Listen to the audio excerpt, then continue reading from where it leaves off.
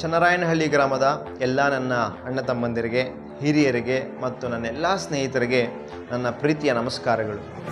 ನಾನು ಒಬ್ಬ ವಿದ್ಯಾವಂತನಾಗಿ, ಒಬ್ಬ ಶಿಕ್ಷಕನಾಗಿ, ಒಬ್ಬ NSS ಅಧಿಕಾರಿಯಾಗಿ ಅನೇಕ ಗ್ರಾಮಗಳಲ್ಲಿ ಹಲವಾರು ಸಮಾಜಮುಖಿ ಕಾರ್ಯಕ್ರಮಗಳನ್ನು ಆಯೋಜನೆ ಮಾಡಿ ಅದರಲ್ಲಿ ಭಾಗವಹಿಸ್ತಾ ಇರೋವಂಥದ್ದು ನನಗೆ ತುಂಬ ಸಂತೋಷ ನೀಡಿದೆ. ಆದರೆ ಒಂದು ಅಸಮಾಧಾನ ಏನಂತಂದರೆ, ನಮ್ಮ ಸ್ವಂತ ಊರಿನಲ್ಲಿ ಈ ಥರದ ಚಟುವಟಿಕೆಗಳು ಆಯೋಜನೆ ಮಾಡೋಕ್ಕಾಗ್ತಾ ಇಲ್ವಲ್ಲ ಅನ್ನೋವಂಥ ಒಂದು ಕೊರಗಿದೆ.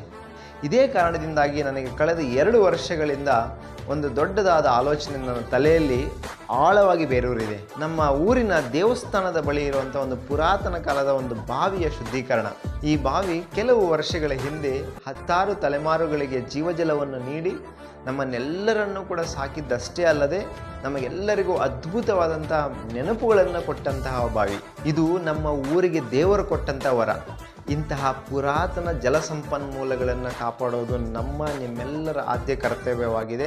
ಆದ್ದರಿಂದ ನಾವೆಲ್ಲರೂ ಪ್ರತ್ಯಕ್ಷವಾಗಿ ಪರೋಕ್ಷವಾಗಿ ಎಲ್ಲರೂ ಕೂಡ ಕೈ ಜೋಡಿಸಿ ಈ ಕಾರ್ಯಕ್ರಮವನ್ನು ಯಶಸ್ವಿಗೊಳಿಸೋಣ.